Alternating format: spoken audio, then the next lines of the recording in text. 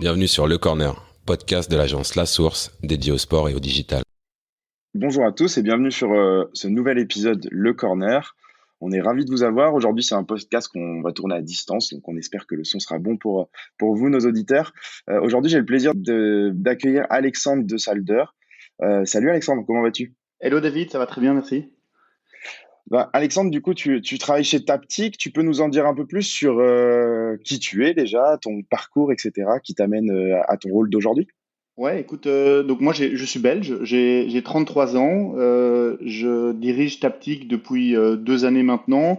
Donc la société elle a 10 ans, on est principalement sur le développement d'applications mobiles multi-écrans dans diverses industries, que ce soit dans le luxe, que ce soit dans le transport, dans la finance, dans les médias, dans le sport. Et on adresse plusieurs marchés en Europe, principalement la France, la Belgique et la Suisse, qui sont des marchés francophones.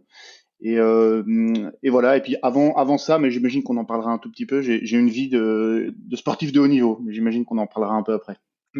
Allons-y. Raconte-nous d'où viens-tu? Ouais, écoute, d'arriver chez Taptic, j'étais sportif semi-professionnel. J'ai joué au hockey sur gazon pour la Belgique pendant 7 ans cette année. J'ai participé 2 fois aux Jeux Olympiques en 2008 et en 2012. Et voilà, cette vie de sportif de haut niveau, ça amène beaucoup de qualités, beaucoup d'avantages, parce qu'on est amené dans l'adversité à faire face à plein de challenges qu'on retrouve assez fort dans la vie d'après, c'est-à-dire la vie professionnelle. Maintenant, il y a un saut qui est toujours un peu difficile à passer quand on passe, voilà, on donne tout dans le sport, et puis du jour au lendemain, il n'y a plus rien. Donc il faut essayer de trouver une autre voie. Et puis c'est l'opportunité que j'ai eue chez Taptic il y a presque 8 ans. D'accord. Et donc, du coup, tu as fait quoi? Donc, en études, tu as fait quelque chose. Alors, je ne sais pas si c'est l'équivalent en Belgique, mais donc sport-études. Et après, donc, tu as eu une carrière de sportif professionnel et tu travaillais à côté. Je ne connais pas parce que nous, le hockey sur gazon, c'est vrai qu'en France, c'est moins réputé. Tu gérais comment tout ça, en fait? Écoute, moi j'ai un bac plus 5 que j'ai fait en parallèle classique. Enfin, je veux dire, il y avait pas de sport, enfin, sport-études en Belgique, c'est pas aussi développé que chez vous, donc il y a malheureusement pas cette possibilité. Donc il fallait jongler entre à la fois le sport de haut niveau, à la fois les études, et puis pendant un certain moment aussi trouver un travail, ce qui est très compliqué parce que la flexibilité professionnelle, en tout cas en Belgique, et j'imagine que c'est la même chose dans les autres pays, c'est plus considéré comme un désavantage que comme un avantage pour un employeur, donc c'est très compliqué. J'ai eu des hauts et des bas pendant cette période-là, et au moment où j'ai arrêté en 2014, j'ai basculé complètement, grâce à Taptic, parce que il y a ici le fondateur m'a vraiment permis d'avoir un tremplin pour passer dans une vie professionnelle à 100%. Et il y en a pas beaucoup, je pense, en Europe qui sont prêts à faire ce sacrifice-là, de se dire, bah oui, on sait qu'il n'est pas tout le temps là, mais on sait que derrière, il peut amener une valeur ajoutée dans la société. Donc, on fait un peu un pari de miser dessus. Et quand je vois le nombre de cas, surtout dans les sports un peu moins connus ou ceux où il y a un peu moins d'argent, forcément, c'est très compliqué. La post-carrière, c'est presque un gouffre. Et ça peut même devenir un trauma dans la vie des gens. Parce que on se rend pas compte comme ça, mais quelqu'un qui donne tout pour son sport pendant 10, 15, 20 ans, même parfois 25 ans, et du jour au lendemain tout s'arrête, si on n'est pas un tout petit peu préparé, ça peut vite être vu comme on se perd dans la vie en fait. Et j'ai quelques cas comme ça autour de moi, mais pas que, qui sont dans ce cas-là. Ouais, c'est vrai, c'est un sujet que certaines personnes essayent d'aborder de plus en plus. Et tu vois, on avait tourné un autre podcast avec Louis Saha qui nous mentionnait déjà un petit peu ça, ce côté reconversion. Et c'est vrai, et comme tu le dis, sur des sports qui sont moins, comment dire, rémunérateurs. Moi, je l'ai aussi dans mon entourage avec quelqu'un qui joue au handball côté féminin en deuxième division. C'est vrai qu'il faut plus penser à sa carrière d'après finalement que de s'investir à 100% que dans son sport. Donc, ce qui crée aussi c'est clair, des frustrations. Et quand tu es arrivé chez Taptic, du coup, tu avais quel rôle exactement? Écoute, moi j'étais un peu consultant volant, on va dire ça comme ça. Donc j'intervenais un peu à gauche et à droite sur certaines missions en fonction de mes disponibilités, parce que quand on avait une Coupe du Monde ou qu'on préparait ça, il faut être libéré 3 mois à l'avance, puis donc, pendant 4 mois on disparaît presque de la structure, et puis on revient du jour au lendemain, en disant, voilà, je suis de retour pour 3, 4 mois, et puis je redisparais. Donc au début c'était compliqué de pouvoir à la fois avoir une place dans la structure qui était voilà, bien définie, mais à la fois, je pense que j'avais une valeur ajoutée, donc c'était un jonglage qu'on était capable de faire. Et franchement, sans la flexibilité et un peu l'ouverture d'esprit des fondateurs de Taptic, qui m'ont fait confiance parce que il n'y a pas forcément d'intérêt pour eux d'essayer de jongler avec ces obstacles-là et ce planning. Maintenant, je les remercie parce que quand je vois avec un peu de recul, que ce soit en France, en Belgique ou ailleurs, ceux qui sont pas dans l'élite du sport et qui gagnent pas des centaines de milliers d'euros ou voire des millions, il faut qu'il y ait un tremplin à un certain moment pour passer dans la vie active parce que le sport, ben, il y en a à 35, 36, 37, 38, parfois 30, parfois 25 pour celui qui a un problème physique. Et s'il n'y a pas un tout petit peu cette aide-là qui vient de l'extérieur, c'est parfois très compliqué. Alors moi, j'ai eu la chance de faire des études à côté, donc je suis toujours gardé un pied dans la vie active et voilà, en me disant, ben, je gagnerai jamais des millions, donc il faut quand même que je sois réaliste. Après, ça peut arriver même aux plus grands. Enfin, j'ai lu la biographie de Laure Manodou qui dit aussi qu'à un certain moment, voilà, j'arrive à la fin et j'ai été habitué à nager toute la journée. Et qu'est-ce que je fais? Et ça, s'il n'y a pas un peu d'aide et s'il n'y a pas un peu de proactivité, c'est compliqué. Je discute beaucoup avec les comités olympiques pour différents projets digitaux. euh, et c'est toujours un peu cet aspect, on en parle assez souvent parce qu'il y a beaucoup d'anciens athlètes qui travaillent là-bas aussi. Et il y a de gros efforts qui sont faits, en tout cas vraiment de plus en plus, pour aider à accompagner les athlètes, pour éviter d'arriver dans ce gouffre qui est là, hein, parce qu'il arrivera tôt ou tard, et donc d'essayer de préparer pour dire, ben voilà, on va vous aider à faire des formations, on va vous aider à essayer de vous, euh, de vous préparer à la transition, et puis quand il y a une transition, ben, il y en a qui arrivent un peu mieux que d'autres, donc voilà, c'est un gros sujet, c'est pas très bien traité pour le moment, il y a des choses à faire. Oui, j'imagine et j'imagine aussi que du coup ça a créé une espèce de force chez toi où bon aujourd'hui maintenant t'es CEO tactique. Si on doit faire un parallèle entre ta carrière d'athlète professionnel et celle de d'avoir gravi les échelons au sein d'une entreprise que tu aimes profondément et ça se sent déjà quand on parle par rapport à la chance que les gens ont pu te donner. Tu vois, toi, un parallèle aujourd'hui sur comment tu gères la société, comment tu te gères déjà personnellement en tant que gérant d'une société par rapport à ta vie d'athlète précédente? Il y a énormément de connivence. Enfin, les ponts et les parallèles sont vraiment criants. Il y a le premier, moi je faisais un sport d'équipe, donc c'est vraiment ça. C'est on n'est rien tout seul et on vit qu'à travers les autres. C'est-à-dire que moi je suis pas développeur, je suis pas designer, je suis pas testeur, je suis pas chef de projet, et donc pour que tout ici fonctionne, il faut que je puisse compter sur une structure et faire avancer la structure, que les gens soient contents de travailler chez nous, que l'organisation soit efficace, qu'on ait les bonnes personnes aux bons endroits, qu'on gère à la fois les succès parce qu'on en a et c'est super chouette, mais c'est un peu comme les matchs de hockey ou de foot. C'est-à-dire qu'à la fin du match, on a gagné, on est super content, mais il y a le match d'après qui arrive, ou il y a l'autre challenge qui arrive, il y a l'autre problème, et il faut faire face un petit peu euh, cette fluctuation entre plein de choses positives, plein de choses négatives, comment trouver des solutions. Et c'est un challenge permanent qu'on retrouve dans le sport. C'est-à-dire que une équipe de foot gagne 10 matchs et puis il en perd 6, bah c'est la crise. Et c'est un peu les mêmes problématiques qu'on a ici. Tu connais un petit peu le métier, mais on gagne 3 appels d'offres, c'est la fête. On en perd 3, bon, qu'est-ce qu'on fait et ce questionnement permanent de pouvoir mieux servir nos clients, d'amener de la valeur ajoutée là où on nous attend, c'est la même chose. Après, pour l'aspect un peu plus personnel, c'est quand on est sportif de haut niveau, on est habitué et on est drivé par ça à se mettre des objectifs et à trouver des solutions pour y arriver. Alors, c'est pas pour ça qu'on y arrive toujours, mais mettre la barre plus loin, ça permet toujours que le résultat final soit plus loin que celui qu'on aurait mis à la base. Et ça, c'est quelque chose qui est inné, je pense, chez les sportifs de haut niveau. It's never good enough. Même si c'est super bien ce qu'on fait, on est quand même en train de se dire comment on aurait pu faire mieux, comment on pourrait faire mieux, qu'est-ce qui a manqué, alors que on vient de signer un gros contrat et on se dit mais peut-être qu'on aurait dû faire ça en plus, alors que probablement la majorité des gens se disent bah oui c'est signé, c'est bon et finalement bah faut pas se poser plus de questions que ça.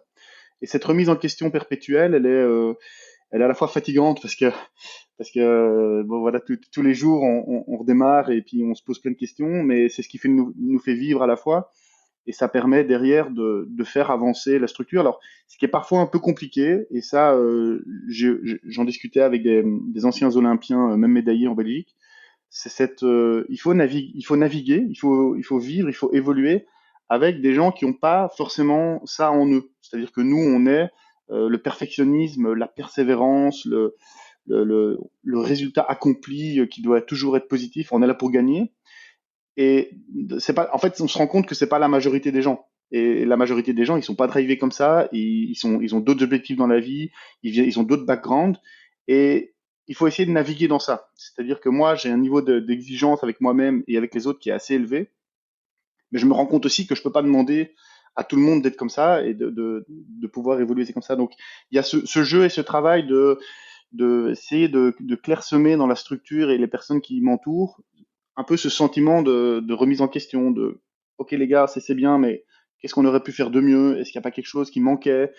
Comment on aurait pu, par rapport à ce que le client nous a dit comme remarque, finalement, est-ce qu'on a bien fait de faire comme ça? Et ce questionnement perpétuel est intéressant parce que je pense qu'au bout du compte, si on prend la big picture, c'est généralement comme ça qu'on avance. C'est en mettant des objectifs, en ayant un cap, et puis en essayant de se dire on lâche pas on avance, tout en ayant la capacité de se dire parfois, ben, c'est pas le bon chemin. Et si c'est pas le bon chemin, ben, on peut se remettre en question et essayer de trouver d'autres solutions. Donc c'est à la fois un énorme avantage, et puis de temps en temps, c'est parfois un peu compliqué de pouvoir naviguer avec plein de gens. On est aujourd'hui 115, donc il y a pas mal de gens autour de moi, et j'essaie d'inculquer un petit peu cette vision-là du business qui vient probablement assez fort du sport. Ouais, c'est marrant ce que tu dis parce que c'est des réflexions qu'on a. Tu vois, nous, on est une jeune entreprise. Et c'est vrai que tu mets de l'exigence. Après, toi, c'est entre guillemets ta boîte, ton bébé. Donc, tu mets encore plus d'amour et tu essayes de toujours faire avancer les différents sujets. Et effectivement, tu as, euh, comment dire, tout le monde n'est pas créé pareil. Tout le monde n'a pas exactement les mêmes volontés, les mêmes objectifs. Donc, il faut composer avec ça. Et comme tu le dis, c'est marrant, tu as parlé de sport collectif et donc de cette relation finalement humaine qui est très importante en fonction comment dire, des qualités de chacun et des compétences. Et ça, du coup, quand vous avancez au sein de Taptic, et peut-être qu'on va faire après un petit rewind pour parler quand même de Taptic et de globalement tout ce que vous faites, mais aujourd'hui, quand vous gérez justement comment dire, des projets, des attentes de clients, etc., vous êtes plutôt du coup force de proposition, j'imagine. Tu essayes d'inculquer quelque chose où vous êtes plutôt driver innovation, plutôt que ce soit vos clients qui arrivent avec des idées. Oui, alors il y a la maturité de nos clients, elle varie quand même assez fort. Il y en a qui viennent avec déjà presque tout fait parce qu'ils ont les équipes en interne. Il y a un briefing de 440 pages, super détaillé. Et donc là, il faut d'abord répondre à cette demande bien spécifique et puis d'avoir une valeur ajoutée parce que c'est pas tout de pouvoir dire on peut le faire et voilà combien ça coûte, voilà le temps que ça prend. Il y a aussi cette proactivité qu'on doit avoir et ce questionnement dont tu parles, j'essaie de l'inculquer à chaque fois. Et chaque projet, chaque client étant différent, on peut pas se permettre de dire, bah, on a fait comme ça la dernière fois. Bah, en fait, on reprend la même chose et on le retape et puis le client n'a qu'à acheter. Ça fonctionne pas comme ça. Et la vision que moi j'en ai, et on en parlera tout à l'heure probablement dans le contenu vidéo, mais c'est la personnalisation. Même dans une réponse à un appel d'offres ou un client qui a un besoin, il faut qu'on s'imprègne au maximum de sa situation, de ses objectifs, de sa réalité financière, parce que parfois on peut avoir de super bonnes idées, mais voilà, il y a un budget qui est limité, donc comment on peut faire au mieux dans ce budget-là. Et c'est ça qui est intéressant, parce que finalement, si on devait vendre tous les jours la même chose, on s'embêterait après un an. Ici, il y a cette customisation, personnalisation de l'accompagnement qui est quand on parle avec une société qui a des problématiques dans les titres services ou les chèques repas, et à côté de ça, on a dans le sport, et puis à côté de ça, on a quelqu'un qui est sur le crédit à la consommation, et puis derrière ça, on en a un qui est dans le transport public. Finalement, c'est ça l'intérêt intellectuel derrière, c'est de pouvoir se dire, dans chaque situation, comment on peut amener le meilleur accompagnement dans une réalité économique, projet, stratégique, de roadmap, de compétences en interne, de pouvoir se dire quelle est la meilleure plus-value qu'on peut avoir dans la relation. Parce que finalement, nous, on est prestataire, mais on est plutôt prestataire partenaire que juste prestataire. Parce qu'un prestataire, bon, ça n'a pas forcément de valeur ajoutée, ça exécute. Le partenaire, il pense quand même énormément pour son client. Et dans le temps, je crois qu'on doit avoir 95% de rétention client depuis 10 ans, parce que dans le temps, ça paye. Parfois, il y a des projets qu'on refuse en disant, bah, écoutez, ça, c'est pas trop notre tasse de thé, c'est pas trop notre expertise, je préfère pas me décrédibiliser sur ce sujet-là, et je préfère vous le dire honnêtement, et souvent, ça a tendance à payer dans le long terme. Ouais, Oui, c'est très juste ce que tu dis. Et si justement on fait ce petit pas en arrière pour que tu nous expliques un peu plus ce que vous faites chez Taptic. Bon, alors on en a parlé juste avant de commencer à enregistrer. On avait déjà échangé il y a quelques années tous les deux. Je viens d'une boîte qui faisait quelques éléments un petit peu similaires aux vôtres. Tu as moyen, ouais, pour nos auditeurs d'expliquer au sens global déjà ce que fait Taptic et puis bah, peut-être parler des projets en cours et de vers où vous allez, vu que tu parles pas mal de futur. Oui, alors donc chez Taptic aujourd'hui on est 115, on est répartis dans 4 pays, donc on a des bureaux en Belgique, en France, en Suisse et en Pologne. Et la majeure partie de l'activité de Taptic, c'est le design et le développement d'applications mobiles multiplateformes. C'est-à-dire qu'aujourd'hui on est capable d'accompagner des grandes sociétés qui sont vraiment 99% de nos clients qui sont des grosses sociétés dans leurs enjeux et problématiques liés aux applications mobiles, qu'elles soient sur smartphone, tablette, télévision connectée, set-top box, casque de VR, casque de mixed reality, tout ce qui est en AR, tout ce qui est en voice, tout ce qui est maintenant console de jeu, parce que dans les Xbox Series ou PlayStation 5, il y a aussi des stores d'applications. Donc notre voilà notre raison d'être, c'est d'accompagner des grosses sociétés pour maximiser leur présence quand on parle d'applications mobiles. C'est aujourd'hui dans des secteurs assez spécialisés, donc on est très fort dans le transport, très fort dans la finance, dans les médias. Les médias, j'y reviendrai un tout petit peu plus tard. Tout ce qui est sport, tout ce qui est santé. Enfin, on voit assez vite le boom et l'attractivité des applications mobiles dans certains secteurs. La hype de on veut ubériser le monde et tout le monde a des bonnes idées, c'était il y a 5 ans.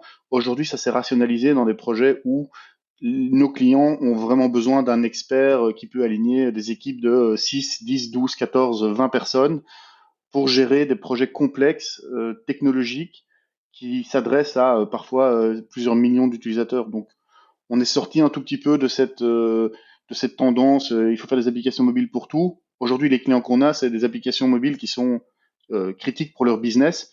Il faut que ça fonctionne, il faut que ça fonctionne sur tous les téléphones Android, il faut que ça fonctionne quand on passe du Wi-Fi au 4G à la 3G si ça existe encore.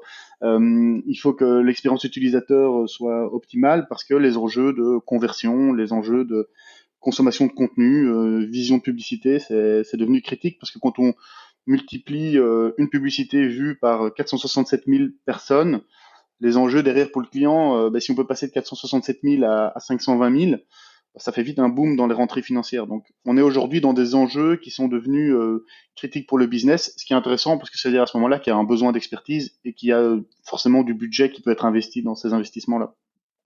Ouais, et j'imagine que ça doit vous servir finalement d'être euh, dans différents business, dans différents silos du marché. Tu me parles de transport, de services financiers, de sport, de médias. Euh, J'imagine que c'est pas des silos qui sont fermés entre eux et que du coup votre expertise peut servir l'un à l'autre. Si je prends l'exemple, et on va revenir sur le sport plus tard et côté médias, mais par exemple les clubs de sport, les organisations sportives ont beaucoup à apprendre du monde du retail, par exemple, sur la façon de présenter des produits, de vendre. C'est des choses, du coup, sur lesquelles vous vous appuyez aussi en tant qu'expertise en disant, ben voilà, toi, ton core business, c'est peut-être le transport, mais en fait, nous, on a des best practices sur d'autres secteurs qui pourraient être utiles. Oui, et je le mets assez souvent en avant parce que finalement, il y a un peu deux angles sous lesquels on peut le voir. Il y a d'abord l'aspect technologique, intégrer des moyens de paiement dans une application mobile, que ce soit dans le retail, dans le transport ou dans le sport. Finalement, la façon de le faire technologique est la même, et donc on a un retour d'expérience sur l'intégration de ce SDK-là ou cette solution-là. Ben oui, oui, vous pouvez compter dessus, pas de problème, on l'a déjà fait 4 fois, donc finalement vous pouvez nous faire confiance. Donc ça c'est un peu l'aspect technologique, ou de dire aujourd'hui, parce que c'est la tendance, est-ce que je dois développer en natif, en React Natif, en Flutter ou dans une autre technologie, et derrière on peut expliquer qu'on a déjà essuyé les plâtres avec d'autres projets qui sont pas forcément dans le même secteur, mais finalement sur l'aspect technologique c'est pas si grave que ça. Et donc, quand on leur dit, ben, on a intégré un player vidéo dans Flutter, voilà un peu les avantages, voilà les inconvénients, ben, ça permet à tout le monde de bénéficier de cette expertise technologique-là. Après, il y a l'expertise qu'on peut partager aussi, qui est la façon d'aborder des projets dans l'aspect stratégique et surtout après dans la roadmap fonctionnalité. Tu le disais très bien, pouvoir compter sur quelqu'un d'abord qui a l'expertise dans le secteur, c'est bien, parce que nous, on travaille avec Brussels Airlines en Belgique, on travaille avec les transports en commun, on a un peu travaillé avec les RATP en France. Aujourd'hui, on a une assez bonne vision de ce qu'il faut faire. Et donc, quand quelqu'un vient, bah, il se dit, ah, il a déjà travaillé avec ces 4-5 acteurs-là, C'est des grosses sociétés, donc on imagine, on doute qu'ils ont compris le business et donc on va pas devoir leur expliquer. Ça, c'est la première chose. Derrière ça, il y a des best practices qui se passent ailleurs. Et donc, on est aussi là un peu pour leur ouvrir les yeux en disant, ben, quand même, regardez un peu ce que là et là et là ils ont fait, ou ce que nous on a fait là et là, parce que ça a un intérêt pour vous d'absorber des choses qui fonctionnent, qui ont déjà été testées, et puis ben, de pouvoir bénéficier de cette expertise technologique et de cette expertise métier qui est à la fois intéressante. Et on y reviendra sur l'aspect métier, mais le côté média, telco, entertainment et tout ce qui tourne autour de la vidéo, aujourd'hui on a décidé de le scinder et on en parlera un tout petit peu, mais on a décidé de faire une structure dédiée à ça parce que on a comme vision et comme croyance que la consommation de contenu vidéo au niveau digital va continuer à croître. Enfin, j'ai vu un peu les statistiques pour 2020, c'est assez impressionnant. Et nous, on a une réelle expertise dessus. Et c'est des projets qui sont très complexes. Et donc aujourd'hui, Taptic, c'est une agence assez généraliste puisqu'on adresse le luxe, le sport, les médias, le transport, la finance. On n'est pas forcément vu comme un expert sur le secteur des médias. Et c'est un peu dommage parce que vu tous les projets qu'on gère et qu'on développe, on devrait vraiment être vu comme un des acteurs prépondérants en Europe, en tout cas l'Europe francophone. Et donc ça, on a décidé de le sortir sous un autre nom et d'avoir une organisation dédiée à ça. Tu veux nous en parler un peu plus en détail déjà? Oui, je peux, pas de souci. La société s'appelle Ripley. Donc, Ripley pour faire un peu le lien avec le côté replay et consommation de contenu un peu quand on a envie. Et cette structure-là, on va vraiment la dédier à nos clients existants, parce qu'on en a déjà comme TV5 Monde, comme l'opérateur Vous, comme Bouygues Télécom, comme M6 et comme deux, trois autres acteurs assez importants sur la télévision et la VOD française, mais je peux pas trop révéler d'informations là-dessus. Donc on a une petite dizaine de clients avec des projets qui sont conséquents, qui tournent déjà et qui sont développés sur du multiplateforme. Et puis ben on s'est dit qu'on peut s'appuyer sur cette base-là qui est déjà bien quand on lance une nouvelle structure pour pouvoir aller chercher d'autres clients et que surtout le marché nous identifie comme un acteur expert sur le sujet, ce qu'on n'est pas forcément aujourd'hui parce que les gens se disent ah ouais Taptic ils font un peu tout et ben, finalement derrière on sait que qu'une grande partie de notre chiffre d'affaires est fait dans les médias et donc c'est un peu dommage parce qu'on a des opportunités un peu manquées, le fait de pas être connu et reconnu comme un expert média. Et donc Ripley nous permettra, je pense à terme, d'intégrer réellement le marché et d'être vu comme un expert à part entière et de pas devoir euh, le client aujourd'hui quand il vient sur notre site il doit un petit peu faire son chemin tout seul, c'est un peu compliqué. Donc là on aura vraiment un site web dédié, une marque dédiée, une équipe commerciale dédiée. Enfin c'est et le fait de le faire de cette façon-là, ça permet de dire bah, notre expertise est arrivée à une certaine maturité sur ce sujet qui fait qu'aujourd'hui ça peut vivre tout seul sous ses propres ailes, sous un nom propre et d'avoir une structure scindée de Taptic parce que c'était toujours un peu compliqué de se dire, bah oui, on cherche beaucoup de clients dans les médias, les telcos, les organisations sportives, et puis le client en face dit, oh, vous faites un peu tout chez Taptic. Là où aujourd'hui, il y a des acteurs très spécialisés qui existent. Et donc, on s'est dit, c'est dommage parce que quand on entame une discussion, on dit, ah, mais en fait, vous faites tout ça. Mais on savait pas que c'était vous derrière ceci ou derrière cela. Donc, c'est intéressant de voir la réaction des gens. Donc, on s'est dit, là, il y a une opportunité on passe à côté. Et donc on s'est dit, ben, finalement, on va le sortir sous un autre nom et le scinder, comme ça aura le mérite d'être plus clair. Enfin, j'espère. Ouais, d'avoir un meilleur positionnement marketing, entre guillemets. Et après, ça va quand même vous servir, j'ai envie de dire, tout ce que vous allez faire autour de l'expérience média. Parce que, bon, déjà, parler de vidéo, effectivement, c'est une chose, mais le live, c'est une façon comment dire, de produire de la vidéo et de la faire consommer. La VOD, c'est encore autre chose. Les enjeux sont différents. Et puis maintenant aussi, il y a toute une couche, on va dire, d'innovation autour de la vidéo. C'est-à-dire que la vidéo, finalement, il y en a tellement partout qu'elle ne se suffit plus à elle-même. Et bon, tu sais que nous aussi, on a des sujets autour de l'engagement, autour de la vidéo, etc. Donc c'est quelque chose qu'on prend à cœur. Et aujourd'hui, quand tu prends ce côté sport et parce que voilà, vous bossez avec des clients sport et le côté média, euh, si tu les mets dans le prisme un peu de tous tes clients, en termes d'innovation, en termes de maturité, tu les mets plutôt dans les premiers, dans les derniers, plutôt au milieu? Je pense que sur l'aspect, alors il est peut-être intéressant de scinder les différents acteurs qu'on rencontre quand on parle média sport ou diffusion de contenu Ouais, sportif. avec Je pense que plaisir. c'est intéressant de scinder les clients ou en tout cas le marché par rapport aux organisations qui ont besoin de ça. Il y a des acteurs qui sont plus petits, qui ont énormément de contenu et qui aujourd'hui savent pas quoi en faire ou en tout cas n'ont pas identifié un business model et donc mettent des vidéos sur Vimeo, sur YouTube et puis se disent voilà, si vous voulez voir le live Facebook, c'est par là.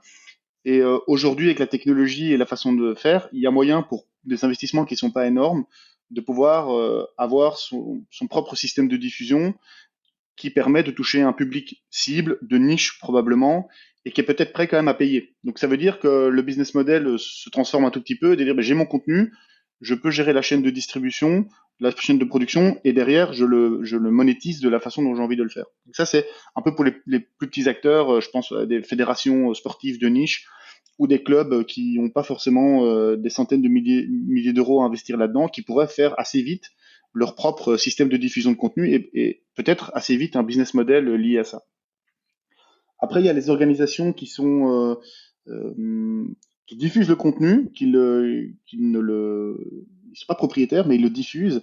Et là, on regarde tout ce qui est opérateur télécom. Ils ont aussi des problématiques, mais ça s'intègre alors à ce moment-là, pas uniquement sur le prisme du sport, puisqu'ils doivent intégrer tout le reste. Et c'est parfois un peu compliqué de dissocier, de pouvoir avancer plus vite sur l'un ou sur l'autre, même si je trouve qu'il y a aujourd'hui sur le marché des initiatives qui sont assez intéressantes sur ce niveau-là.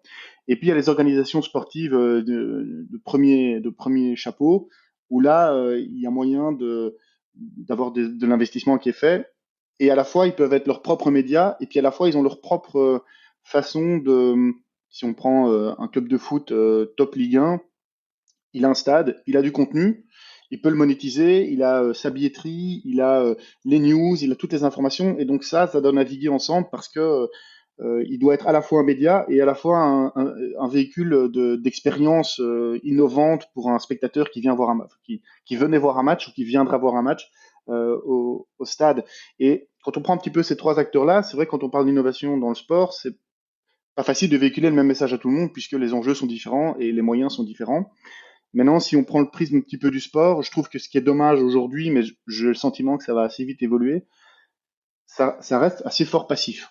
Et je pense que vous êtes bien placé pour le savoir, c'est qu'en termes d'engagement, d'interactivité, d'immersion, on voit là où on peut aller, on voit là où on ira, mais on sent qu'aujourd'hui, ça reste quand même assez passif pour un téléspectateur lambda qui vient voir un match de foot, un match de basket ou même du ski. On est quand même toujours assis derrière, on regarde, que ce soit dans un tram, dans un métro, ou dans son canapé, ou sur sa grande télévision, sur sa tablette, son smartphone.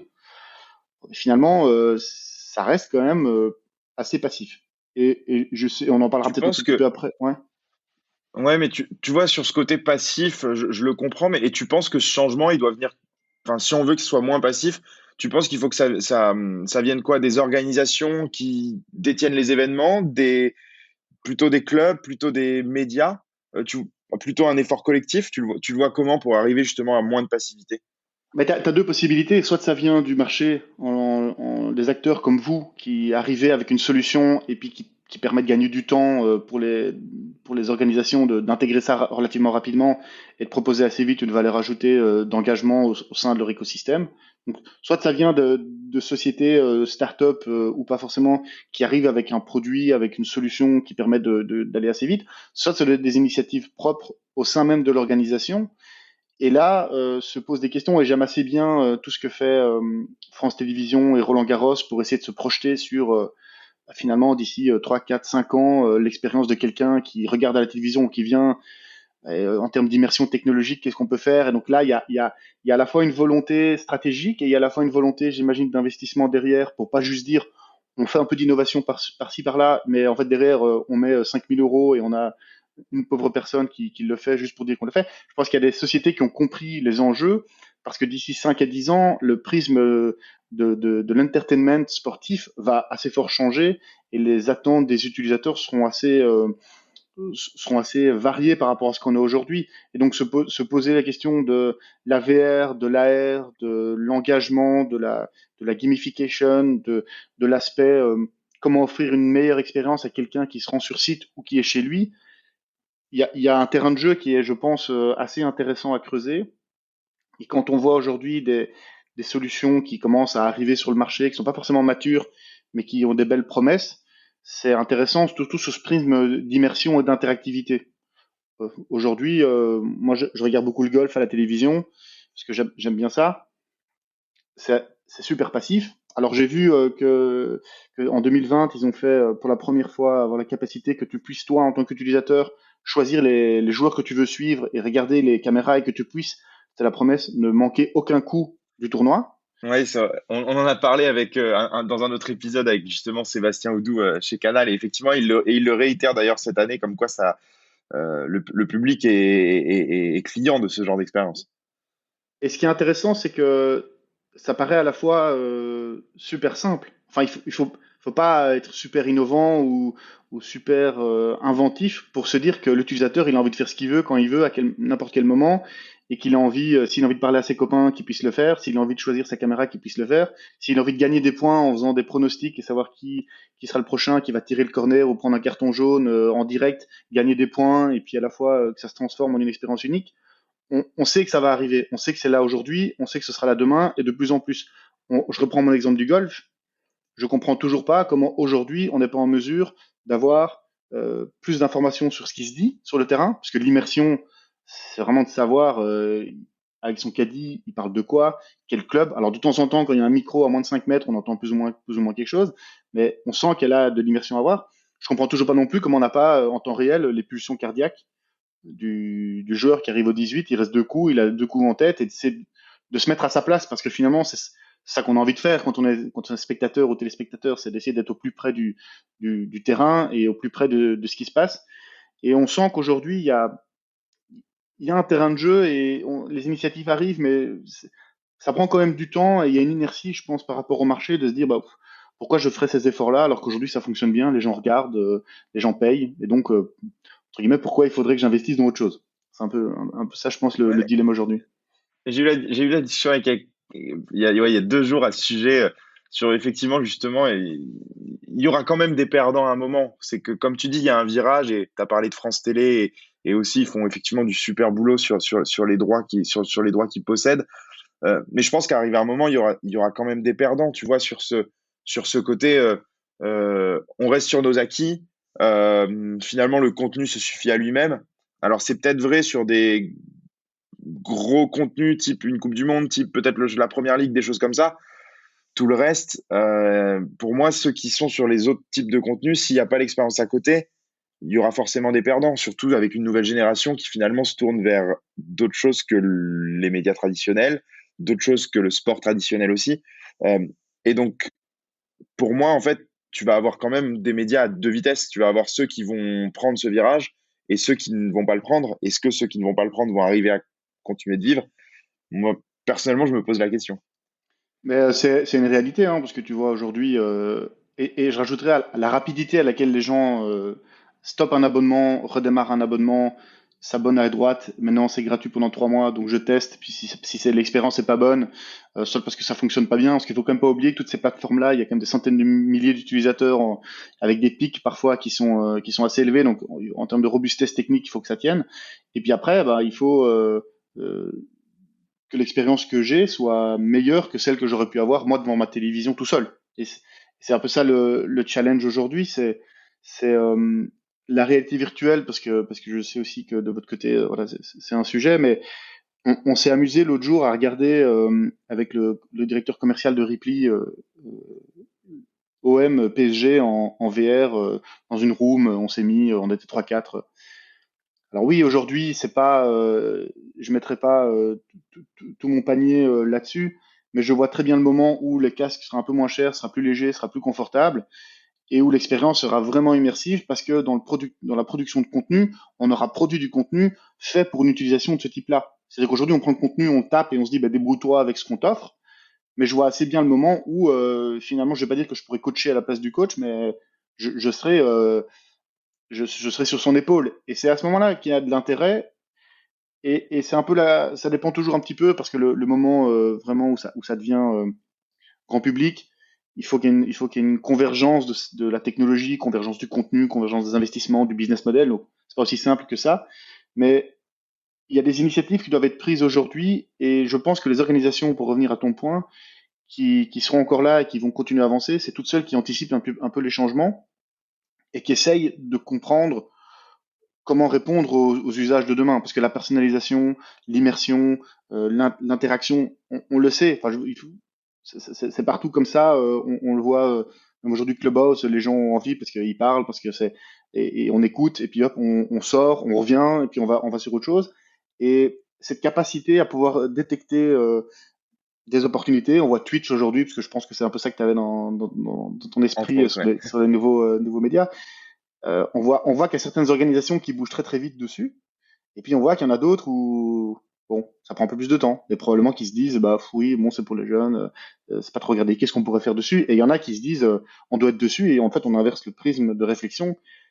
Quelle opportunité on peut avoir là-dessus? Et ce sera peut-être pas de la même façon, ce sera peut-être pas avec les mêmes têtes qu'on a l'habitude de voir. Ce sera peut-être piloté par des jeunes dans l'e-sport. En fait, dans l'e-sport par exemple, on connaît personne, quoi. Je veux dire, le monde, la communauté est en train de se créer et pouvoir se dire, on fait comme on a toujours fait et puis on s'adapte. Je crois pas que c'est le bon modèle. Et dans les initiatives qu'on voit aujourd'hui, c'est intéressant de pouvoir d'être capable de se projeter et de savoir ce que ça veut dire et quelles sont les conséquences que ça a sur le business.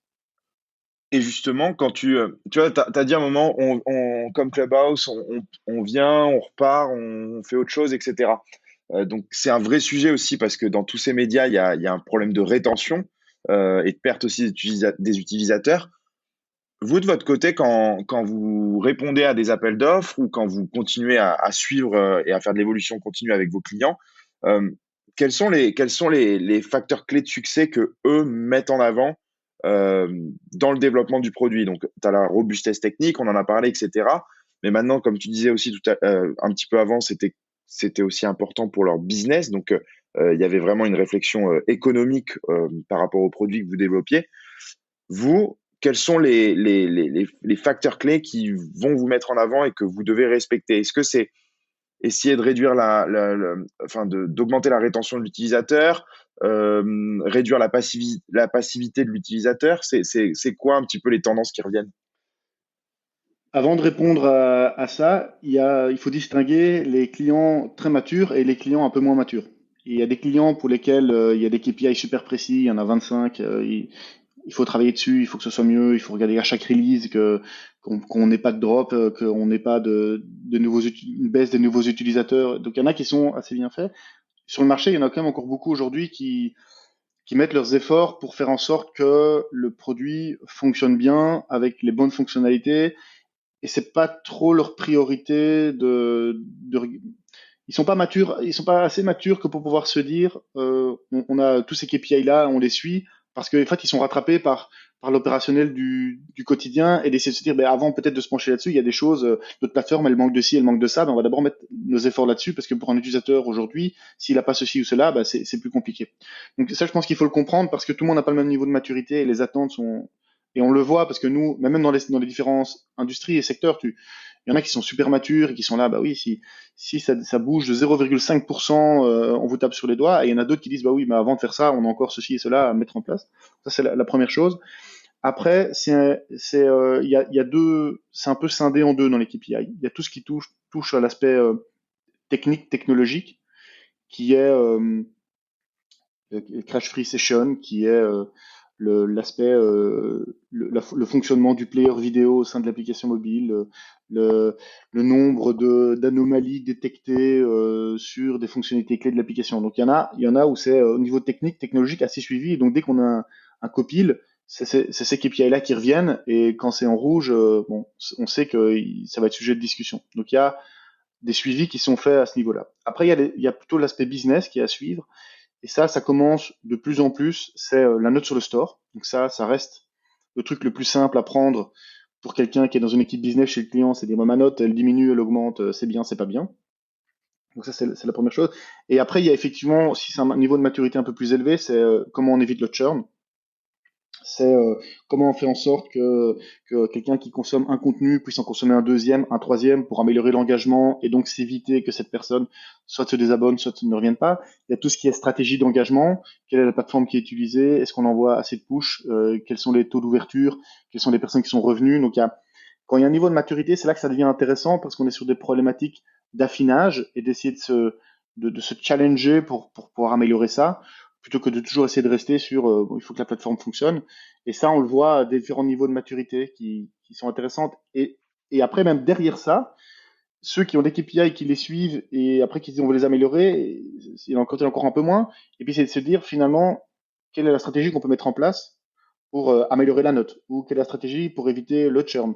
Et quand on voit dans les médias des organisations comme Netflix où finalement la plateforme elle change quasi en temps réel, en permanence. C'est des nouveaux displays de cover de films et de séries. Ils changent l'ordre, ils créent un top 10, ils font des notifications push, ils te demandent de regarder un truc, un deuxième truc. Et finalement, la plateforme, elle se mue en un terrain d'engagement parce qu'ils savent très bien que si tu cherches trop longtemps dans le catalogue, il y a un certain moment tu vas quitter. Et donc, derrière, ils mettent les moyens pour y arriver. Et c'est un prisme que les gens ne prennent pas aujourd'hui. Aujourd'hui, c'est sur l'acquis, c'est voilà, bah, ils consomment le contenu qu'on leur donne. Et on n'est pas en mesure de faire comme Netflix, d'essayer d'être aussi granulaire dans l'accompagnement qu'on peut fournir. Ouais, ce qui est clé, parce que c'est drôle, c'est que je crois que ça nous arrive tous de passer parfois plus de temps à chercher le film qu'on va regarder finalement qu'à le regarder et on finit par s'endormir devant. Mais oui, et il y a ce paradoxe du choix et encore plus, comme on disait précédemment, avec maintenant toute cette offre média, il y en a tellement partout finalement que c'est aussi compliqué parfois de s'y retrouver. Et vous, au sein de Taptic, si je reviens sur l'aspect technologique, vous fournissez aussi du conseil. Donc si quelqu'un peut très bien venir vous voir, euh, pour juste réfléchir à sa stratégie et peut-être éviter d'être pris dans le day-to-day après et en fait d'avoir tous ces écueils liés à l'innovation et la stratégie produit. Il peut d'abord venir vous voir pour faire toute sa stratégie, dire je suis un média, j'ai besoin d'évoluer sur tel et tel point, faisons une stratégie et après voyons pour la mettre en place. C'est bien ça? Ouais, c'est ça. Donc nous, on a notre méthodologie de travail, elle est sous quatre axes. Il y a tout l'aspect stratégie produit. C'est vraiment la réflexion en amont, d'essayer de comprendre le business, qui sont les utilisateurs, quels sont les concurrents potentiels, parce qu'on parlait du temps qu'on passait entre les différents médias, bah, c'est d'essayer de comprendre si c'est la génération 15-20 ans, bah, elle n'a pas les mêmes habitudes que la génération 40-55. Et donc c'est d'essayer de comprendre à qui on s'adresse. Donc toute cette partie-là, ce qu'on appelle la stratégie produit, elle est faite en amont, c'est de la veille techno, c'est de la veille marché, c'est de la veille sur les best case, on est en permanence à la recherche d'informations qui viennent alimenter notre réflexion. Après, ça passe assez vite sur l'aspect design thinking design. Donc c'est de la réflexion qu'on en fait aujourd'hui et des constats qu'on a, quelle est la définition du produit qu'il faut faire, à quoi il ressemble, quelles sont les fonctionnalités, les axes sur lesquels on veut avancer. Moi, ce que je trouve réflexion toute faite, c'est intéressant de voir pourquoi est-ce qu'aujourd'hui il n'y a pas un acteur sur le marché qui a un produit, une interface utilisateur complètement différente des autres.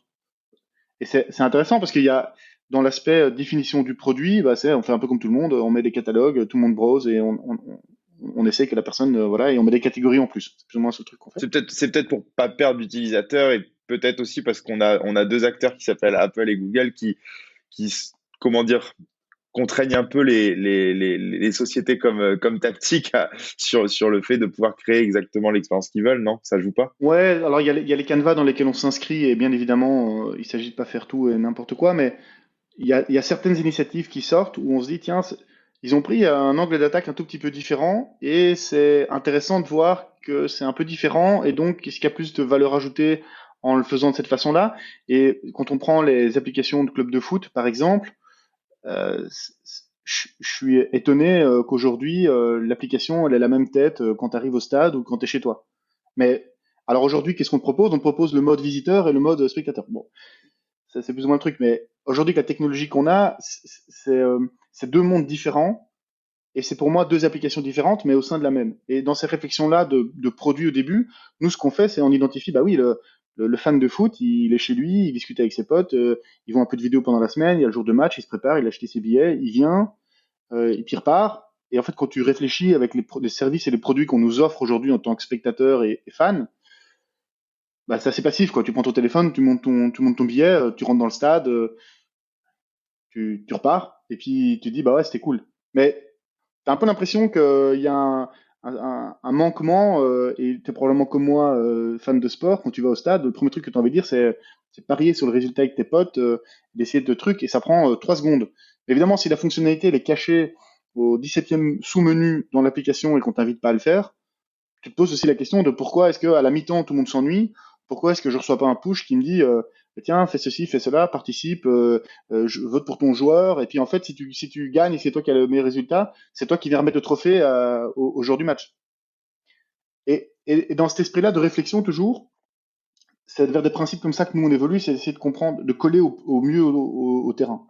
Après, il y a tout l'aspect design, évidemment, prototypage. Là, ce qui est intéressant, je ne vais pas m'attarder trop longtemps dessus, mais c'est qu'il y a 5-6 ans, on passait pas trop par cette phase-là. C'était le designer est pas mauvais, l'équipe marketing en face aime bien, on passe en production. Aujourd'hui, il y a des projets où on passe 200, 250, 300 jours avant qu'il y ait la première ligne de code. Et ça dépend de la maturité, ça dépend des enjeux. Là, on a un client dans la santé, on passe 250 jours pour avant la première ligne de code parce qu'on fait du user test avancé, qu'on fait du prototypage, qu'on corrige, qu'on revient. Et toute cette maturité-là, bah, il y a 4-5 ans, on n'en parlait même pas. Et aujourd'hui, il y a presque la moitié du projet qui passe là-dessus. Et après, il y a tout ce qui est l'aspect développement et testing. Et là, c'est aujourd'hui, dans le monde du mobile, c'est natif, React Natif, Flutter et puis les autres technologies un peu hybrides autour. C'est à la fois prometteur, à la fois un peu compliqué parce qu'il faut une technologie répond pas forcément à tous les besoins, et donc dans certains cas, il y a une technologie qui est peut-être un peu plus prépondérante qu'une autre, et c'est un peu notre rôle, c'est d'essayer de conseiller sur ce qu'on pense qu'il faudrait faire dans le cadre du projet. Et puis il y a tout ce que nous on appelle le cycle de vie du produit, qui est à la fois technique, parce qu'il faut le faire évoluer, iOS 15 sort, il faut le faire évoluer, il y a des nouvelles fonctionnalités, il faut faire évoluer le produit, et puis tout ce qui est l'aspect plutôt stratégie produit. Bon, ok, la version est sur le store, on a récupéré un certain nombre de data, comment on peut, par rapport au KPI que vous avez, comment on peut s'assurer qu'on puisse améliorer le taux de conversion s'il y a de l'achat, faire de l'A/B testing sur des solutions de notification push pour qu'on puisse voir s'il y en a un timing ou une façon de parler qui est un peu plus intéressante qu'une autre. Et ça, ben, on revient un petit peu du coup alors après sur la première partie, l'aspect stratégique qui est bon voilà le produit vit sur base de ce qu'on sait, comment on améliore. Ouais, et donc après, quand tu as ces silos, du coup, vous accompagnez les clients sur le développement des plateformes, etc. Euh, Étant donné que c'est digital, et alors c'est marrant parce qu'il y a une ambivalence parce que t'as parlé du stade et du spectateur à la maison. Sur l'enjeu d'être global dans l'offre qu'on propose, est-ce qu'il y a des nouvelles tendances qui apparaissent liées à ce phénomène, c'est-à-dire de lancer sa plateforme dans un nouveau pays, d'adresser des fans, on parlait pour un club de foot, mais pas que, pour n'importe quelle marque, d'adresser des fans dans d'autres continents. Est-ce que c'est des choses aussi qui sont adressées et vous avez comment dire, des best practices et des nouvelles tendances à suivre là-dessus? Nous, on est relativement assez fort sur l'Europe, donc tout ce qui est outre-Atlantique, c'est un peu différent. Nous, ce qu'on se dit et ce qu'on sait par rapport aux différents marchés, c'est il y a des spécificités locales. Moi, je le vois, la Belgique, c'est pas la France, et la France, c'est pas la Suisse, et la Suisse, c'est pas la Belgique. Et c'est intéressant de comprendre aussi les usages parce que ça évolue pas de la même façon, et les attentes sont pas les mêmes, et les enjeux sont probablement pas les mêmes non plus. Pourtant, dans l'aspect technologique, et c'est là qui est intéressant parce qu'il y a des mutualisations à faire, c'est que les tendances d'innovation et les nouveautés, enfin, on prend un produit comme LiveLike, que ce soit en Belgique, en France ou en Suisse, il répond à un besoin business que probablement tout le monde a aussi, puisque on sait que les tendances vers l'immersion, l'interactivité, on sait que ça va aller vers là. Et ce qui est intéressant, c'est de voir que bah, tiens, quand c'est fait à droite, l'aspect technologique, il n'a pas de frontières. Donc, quand on sait qu'on peut le faire à droite, c'est souvent une question de moyens et de temps et de roadmap pour le pouvoir l'amener à gauche. Et je suis d'ailleurs parfois même étonné que dans certains cas, ça prend des boîtes qui mettent 3 mois à sortir un truc et pouvoir dire, ben voilà, à partir de le prochain match à la Coupe du Monde, vous allez avoir ce module-là d'interactivité. Et puis il y en a à côté qui sont là. Et puis 12 mois après, le truc a toujours pas bougé. Et j'aurais presque tendance à dire que comme la technologie est universelle, des initiatives qu'on voit dans d'autres secteurs ou dans d'autres pays sont intéressantes. Après, ça dépend aussi un peu des moyens. Quand on voit les startups aux États-Unis, notamment dans le domaine du sport, avec tout ce qui est fait en réalité augmentée et autres, c'est sûr que est-ce qu'on est capable d'avoir des initiatives comme celle-là en Europe avec des moyens comme cela pour d'investissement? Je sais pas. Donc, est-ce que les solutions viendront de là et puis elles sont intégrées? Je pense qu'aujourd'hui, dans le monde technologique, on a la chance, et ce que nous, on fait énormément, c'est d'intégrer plein de... On est intégrateur. Quand on y pense avec un peu de hauteur, on intègre le player vidéo, on intègre la solution d'engagement, on intègre les analytics, on intègre le map, on intègre le paiement. Et nous, on fait en sorte que tout fonctionne et que la solution, elle vienne d'un acteur européen, américain, il faut que ça fasse du sens dans le produit. Et après, c'est une question d'API et de SDK et web service, quoi. Si je résume un peu Ouais, le. mais ce qui implique du coup d'avoir un gros réseau de partenaires, j'imagine, pour vous. C'est-à-dire qu'au-delà d'avoir un réseau de clients, alors les clients, c'est ce qui vous fait vivre, mais en fait, vu que vous intégrez et que finalement c'est vers vous qu'on va se tourner pour avoir de l'expertise, j'imagine que ça demande chez vous d'avoir une grosse veille sur les produits qui sortent, sur les technologies, euh, d'essuyer parfois certains écueils pour intégrer de nouvelles solutions, j'imagine. Et ça, c'est pareil, c'est un pôle du coup qui est chez vous. Je sais que quand on s'était parlé il y a quelques années, tu me disais que tu étais déjà beaucoup en vadrouille à droite à gauche pour faire des salons, découvrir des nouvelles techs, etc.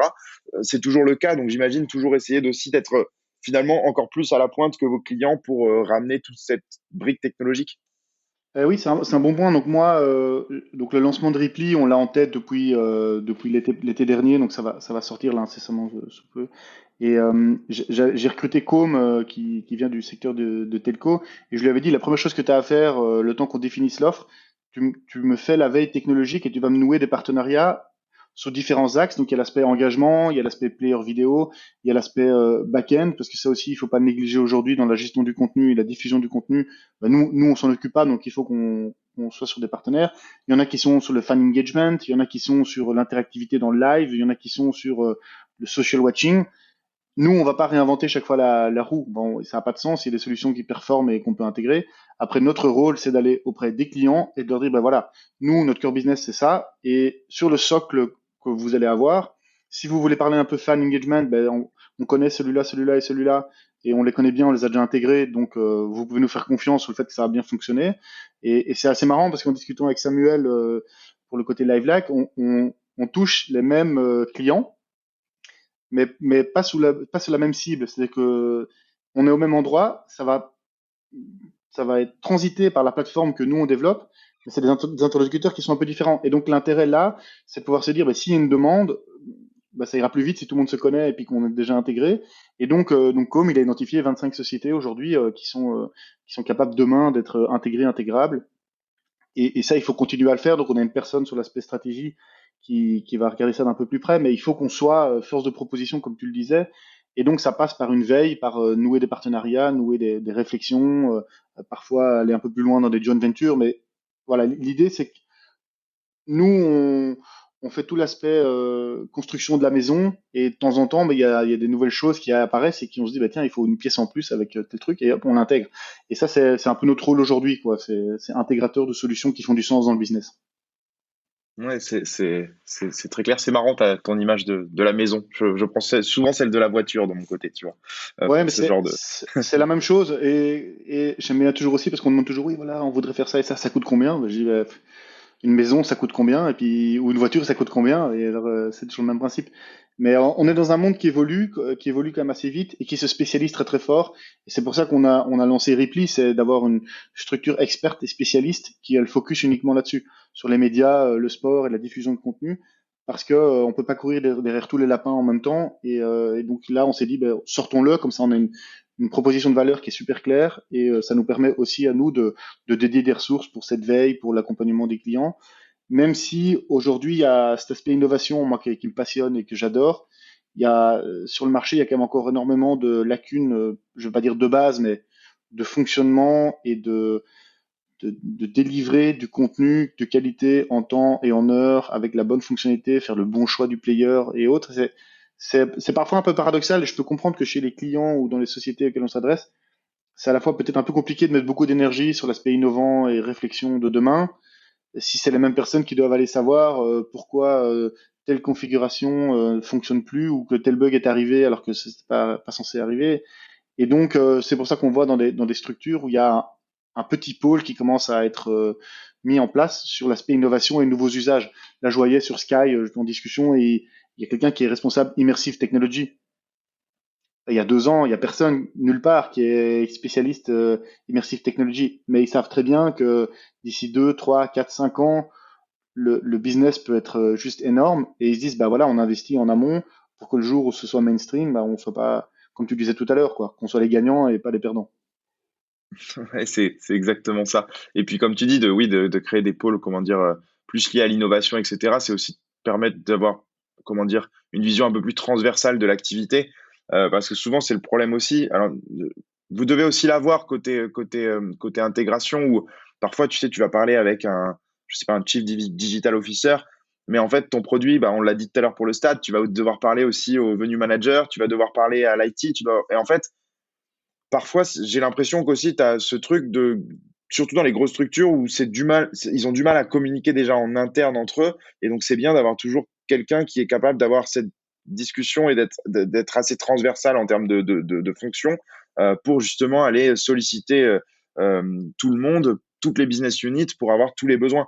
Et nous, c'est vrai que bah, même, tu vois, nous, au sein de notre activité, on se dit, bah, même parfois de l'externaliser de ta boîte, ça peut rendre les choses plus simples parce que du coup, tu vas pouvoir aller adresser le besoin. Tu n'as aucune prise, entre guillemets, politique au sein de la structure.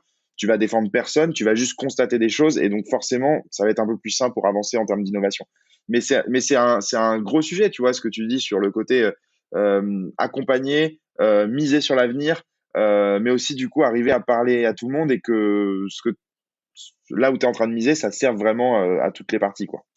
Ouais, et là, on touche à un autre Ouais, sujet encore, c'est l'organisation interne dans l'entreprise, de comment on délivre de la qualité et plus ou moins innovante, sans mettre en péril tout le reste du quotidien.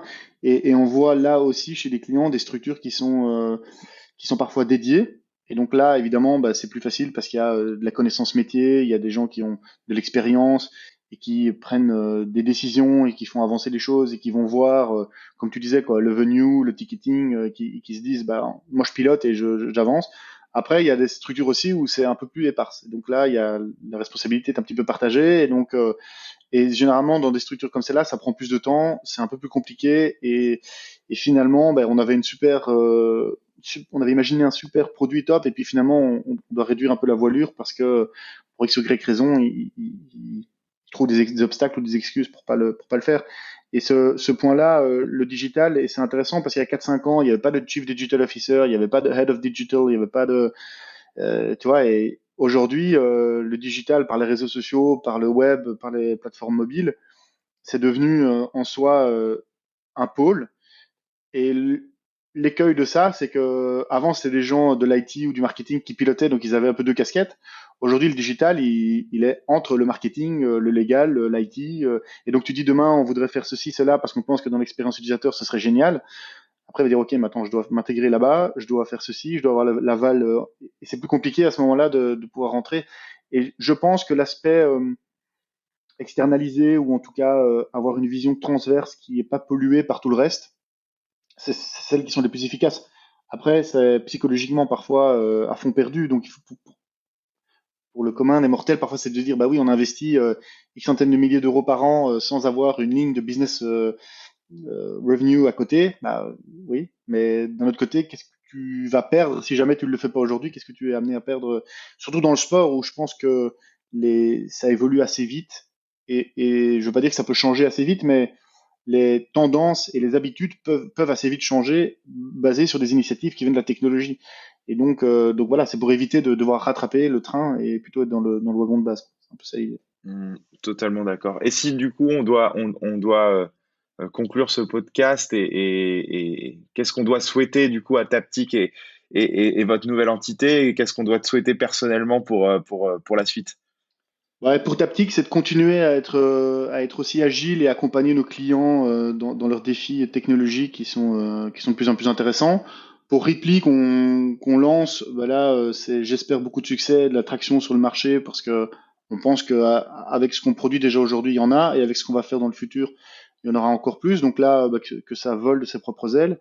Et puis moi, personnellement, bah, que je continue à m'épanouir. Franchement, moi, je dis toujours dans la vie, moi je suis pas né digital lover, j'avais pas une vocation à faire ça toute ma vie, j'avais pas envie de faire pompier ou tu vois, j'avais pas un truc, oui, j'avais envie d'aller aux Jeux Olympiques, mais ça c'est fait et donc du coup, ben, quel C'est est le pas mal. prochain? Il y Ouais, a non, pire. c'est bien, ouais, ouais, il y a pire, mais du coup il faut se retrouver, tu vois, et au fur et à mesure du temps, j'ai appris à aimer ça et ça me passionne et je trouve que le monde, les évolutions qui arrive aujourd'hui. Et je suis par contre parfois un peu étonné de l'usage qui est fait, même si nous on est acteurs, mais l'usage un peu abusif qui est fait des smartphones notamment et de l'usage des tablettes. Donc, je garde quand même un œil bienveillant là-dessus. Mais personnellement, ouais, c'est qu'on continue notre histoire, qu'on rencontre des gens passionnants comme toi, comme vous, avec aussi un petit peu le même engouement, le même amour pour la technologie. Et surtout, on est là pour rendre service. Et je pense qu'on peut peut-être conclure là-dessus. C'est nous, je vends rien, je vends une expertise qu'on a et puis qui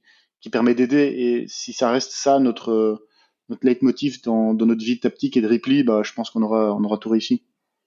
Oui, une expertise et beaucoup de passion. Je crois que ça s'est entendu. Exactement. Bon, mais super. Bah, Alexandre, merci beaucoup. Je ne sais pas si tu voulais ajouter un dernier mot. En tout cas, nous, c'était un plaisir de t'avoir aujourd'hui. Encore un super épisode. C'était très intéressant d'être aussi côté techno et de parler de tous ces enjeux. Je te laisse le mot de la fin, Alexandre. Bah, je vous remercie parce que c'était un chouette moment partagé. Et puis, c'est bien de voir que tout le monde partage la même passion. Et entre passionnés, c'est toujours chouette de pouvoir en parler. Bon, mais super. Merci beaucoup, Alexandre, et à très vite. Merci aux Merci à toi, auditeurs. merci. Salut. Le corner.